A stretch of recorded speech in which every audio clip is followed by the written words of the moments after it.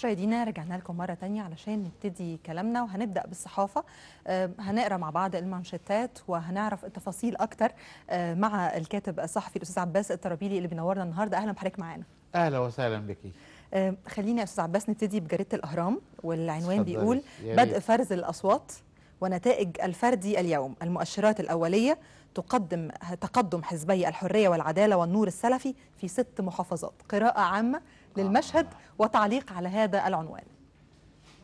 شوفي، أنا مبسوط من ارتفاع نسبة التصويت. لأن حرام ما كان يجري قبل كده. الحكومة كانت بتقول بيحضر انتخابات 10%، أنا كنت بقول 5% بس. لما يوصل إلى فوق ال70 ده مكسب. ليه؟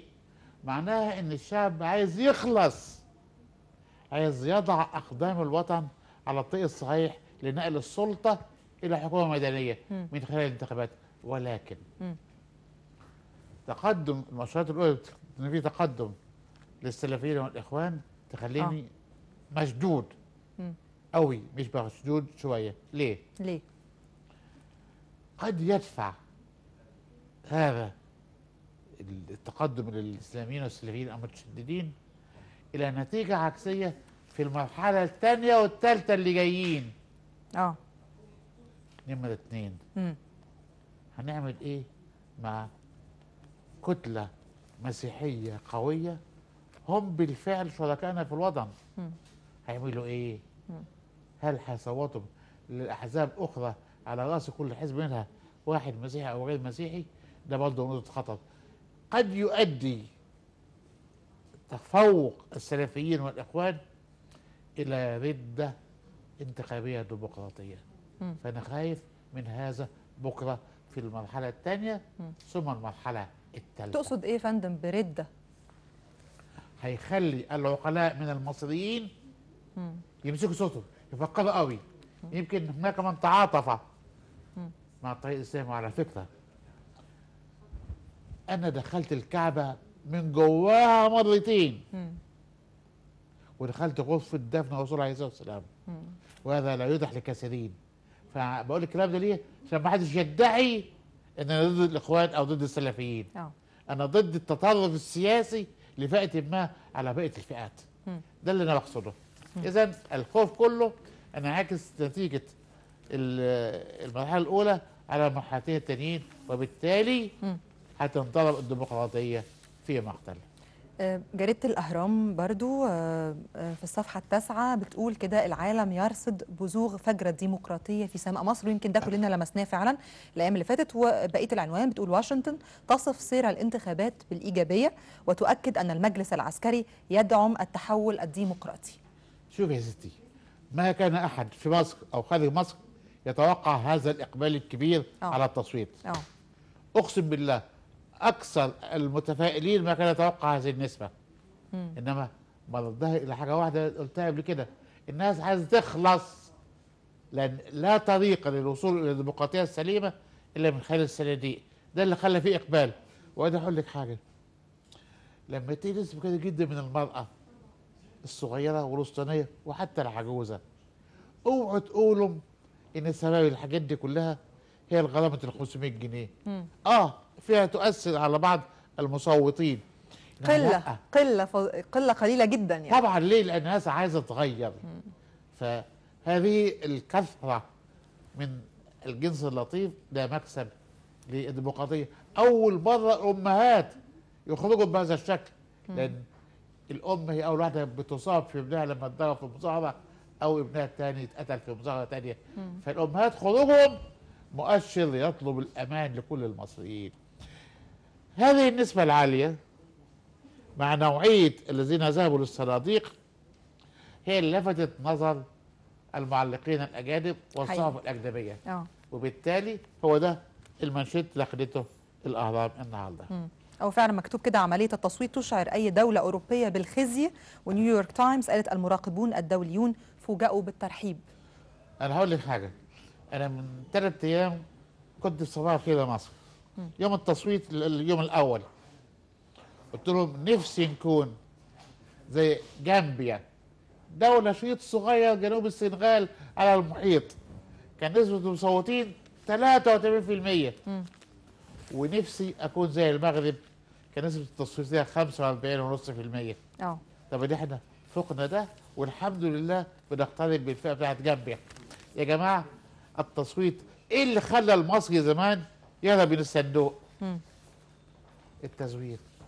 فلما المصري عرف ان ده مصيره محدش هيلعب فيه، الله، ده اللي خلى عملنا الانتخاب على يومين. ده اللي خلى مدينا التصويت من 7 ل 9 وممكن اعلى بعد 9 و10، لان ما دام هناك مصوتين امام اللجنه تظل اللجنه مفتوحه. وده ما حصلش قبل كده. يعني انا بحضر انتخابات من سنه 50 وكده كشفت على سني. لم ارى هذا الاقبال. ليه؟ للمره الثالثه والاخيره انا ببص للكاميرا لان الناس عايزه تغير، وده هو الطريق الاساسي للتغيير. يبقى خلينا يا استاذ عباس ما نقولش بقى ان الناس عايزه تخلص على قد ما هي فرحانه بقدر الحريه ومقدار الحريه اللي اخذته وعايزه تكون بتشارك في اتخاذ القرار. هقول لك حاجه، قبل التصويت بيومين البورصه اتضربت، خسرت 8 مليار في لحظات. لما شافت او المتابعين شافوا ان هذا الاقبال بهذا الشكل، البورصه امبارح عوضت وكسبت 13 مليار جنيه. شايف الاستقرار هيعمل ايه؟ ويمكن حضرتك بتقرا اللي في بالي لانه ده الخبر اللي انا كنت ماسكاه دلوقتي هقوله لحضرتك فعلا، اللي هو عنوان المصري اليوم بيقول الانتخابات تقفز بمؤشر البورصه والاسهم تسترد 13 مليار جنيه من الخسائر. ده مكسب. لان برضه يعني الاستقرار يطمئن اصحاب الاموال. وصاحب المال مش شرط يكون غني، واحد عنده خد معاشه واشترك مساهم في البورصه قد يكون مواطن بسيط. فالبورصه هي ترمومتر النشاط الاقتصادي في البلد. حقيقي. الخبر العنوان الفرعي بتاعه بيقول وقف التداول نصف ساعه لتجاوز الارتفاع نسبه 5% والتعاملات 420 مليون جنيه. تعرفي ليه؟ المسؤولين عن البورصه لما يكون جوينج اب اور داون يعني ارتفاع او هبوط اكتر من 5% بيوقفوا عشان ما تحصلش نكسه. فقالك نوقف شويه عشان المتعاملين ياخدوا نفسهم. والحمد لله اخذوا نفسهم وكسبت البورصه 13 مليار. عندك مليار منهم؟ يلا ربنا يدينا. يعني ربنا يدينا ويدي حضرتك. يعني كتير بنسمع انه وقف التداول بسبب انه بتنزل، لكن نادرا ما بنسمع هذه الايام بسبب الارتفاعات، ودي شيء ايجابي مبشر جدا. انت عارفين المليار فيه كام؟ 1000 مليون جنيه. ربنا يعطي مصر نعوض اللي خسرناه بسبب الاحداث. المصري اليوم كمان بتقول الخارجيه تبلغ العليا للانتخابات بفرز الاصوات في 108 دوله وتؤكد النتائج تعلن من القاهره. الخبر العنوان الفرعي بيقول اعلى نسبه في السعوديه ب 30,000 والاقامات المنتهيه بالكويت تبطل بعض الاصوات. راي حضرتك في التصويت في الخارج؟ شوفي، اولا اختلفنا على عدد المصريين في الخارج. بعد ضخم الرقم قال 8 مليون، ما اعتقدش. هم في حدود 5.5 مليون. لما يكون اكبر جاليه راحت صوتت هي السعوديه شيء طبيعي، لان مصر او في السعوديه اكبر جاليه مصريه في السعوديه. كان زمان في العراق او في الاردن او في ليبيا، دلوقتي اصبحت السعوديه الاساس. فلما يكون الجاليه المصريه في السعوديه الاعلى ده مكسب. انما للاسف العدد ما راحش كله. انما بدانا الطريق الصح بحيث كل مصري داخل مصر او خارجها من حقه ان يدلي بصوته في تقرير مصير بلده. اكيد يا فندم. معانا تليفون من استاذ شريف عبد العزيز. الو. السلام عليكم. عليكم السلام، اتفضل. اولا عاوز اسلم على الاستاذ عباس الاول وربنا يخليه لمصر. ربنا يخليك. عاوز اقول للشعب المصري مبروك عليك عيد الديمقراطيه يوم 28. حصل تلاحم بين الشعب والجيش والشرطه في اروع الصور. انا من شبرا، كان في شبرا في اليوم ده حوالي 1 مليون واحد مسيحي وحوالي 2 مليون مسلم. مفيش حصل خناقه بين مسلم ومسيحي في اليوم ده. لو شفت شبرا حضرتك في اليوم ده كان يوم عيد. بس احنا عاوزين نتعلم حاجه بقى من اللي حصل في اليومين اللي فاتوا. كان في مميزات حلوه. الجيش في اروع صوره عين دفعه جديده للانتخابات عشان ما ياثرش على الكفاءه القتاليه للجيش، وده كتر خيرهم على اللي بيعملوه. الشرطه كانت واقفه في الجيش حاجه محترمه، بس كان في مشكله والشعب المصري باصالته ما عملش مشاكل. وعشان نراعي كده في المرحله الجايه، حضرتك الناس وقفت. انا اول مره في حياتي انتخب، عندي 49 سنه، اول مره اقفل الانتخابات. حضرتك الناس وقفت، دخلنا جوه لقينا القوايم في كل مدرسه في قايمه ما جاتش، وكل الناس اللي جوه الانتخابات قالت دي اول مره في تاريخ الانتخابات تحصل، والشعب المصري ما عملش مشكله، وقف كله هادي وصبر لغايه الاوائل. في اوائل جت الساعه 11 واوائل جت الساعه 12، وشعب متحضر، لا اتخانق مع الجيش ولا اتخانق مع الشرطه. وعاوزين نسال مين اللي اخر الاوائل عشان نتلافى بعد كده. وفي قضاه ما راحتش، رجاء برضه اتخذ منهم موقف ما راحوش المدارس.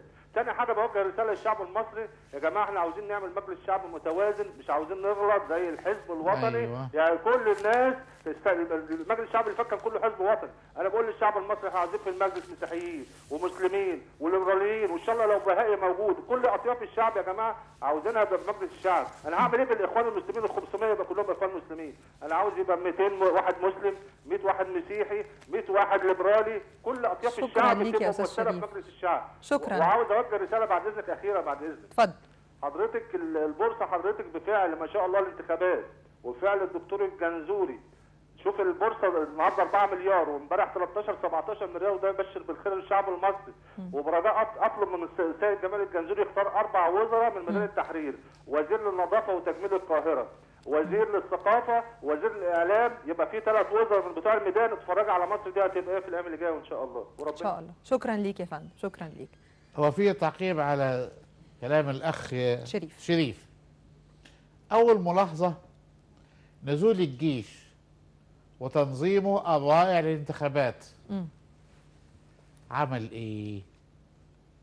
ما نزلش بلطجي واحد بسنجه ولا بشومه قدام اللجان، لان كان اخطر حاجه منع الناخبين من ان تصل الصناديق او السيطره على الذين يصلون للصندوق. اذا هذا الدور يجب ان يحسب للقوات المسلحه، بل تحول الضابط او الجندي في القوات المسلحه الى مساعد لاي مواطن داخل عجوز. انا شفته يكاد يكون بيسند ست عجوزه، بيسند راجل مدخله للجنه. تكرر المشهد ده في اكتر من لجنه يا فندم. اقسم بالله عيني دمعت لما شفت هذه الروح من ابناء القوات المسلحه. وده مكسب تاني، ان لما ينزل القوات المسلحه الى ارض الواقع يحموا المواطن المصري. النقطه الثانيه، الحمد لله ما شفناش جريمه قتل كبيره مش في انتخابات عاديه او عمليه سرقه عاديه. اللصوص اختفوا من مصر امبارح بقوله، وده مؤشر طيب، لان في النهايه اللص مصري وطني. فالحمد لله ما حدش نزل غالبا يا فندم لما بيتحد الهدف بيكون واحد، الكل بينسى المشاكل الصغيره والفرديه. والله العظيم ما حدث امس اسلج صدر كل مطالب بحق هذا الوطن في ان يعيش. كفايه بقى.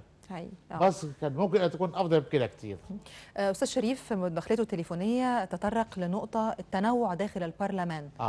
يعني انا عايزه اتوقف عند النقطه دي، خاصه انه يعني في عنوان كده في المصري اليوم كمان بيقول انه العالم يتابع انتخابات الثوره ويراقب صعود الاسلاميين بحذر. فهذا التنوع داخل البرلمان وصعود الاغلبيه باتجاه ديني او باتجاه اسلامي، حضرتك شايفها ازاي؟ انا بقول بصراحه، وانا من اللي حد بصوته في المرحله الثانيه،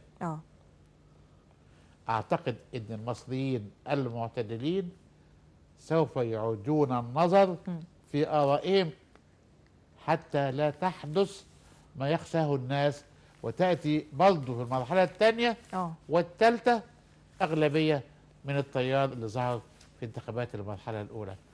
ليه؟ ده اللي اشرف عايز يتكلم فيه. نصل الى برلمان متكافئ القوه. انا مش عايز برلمان يرهب حد، عايز البرلمان متكامل متنوع، اي نعم يمثل فئات الشعب، ولكن التمثيل الحقيقي ليس التمثيل اللي يدي قوه كبيره لفئه على حساب فئه اخرى. وعشان كده انا متفائل بالمرحله الثانيه والثالثه اكثر من المرحله الاولى. هي ناس كتير الحقيقه قلقه ومتخوفه، لكن اعتقد انه التنوع مطلوب يا فندم، ولا ايه؟ تنوع بحيث يكون يمثل تمثيل حقيقي للقوى السياسيه، ما يبقاش في قوى منظمه عشان تنظيمها هي تستولي على كل شيء وقوى اخرى. اتمنى ان احنا كناخبين لسه بين باقي المرحله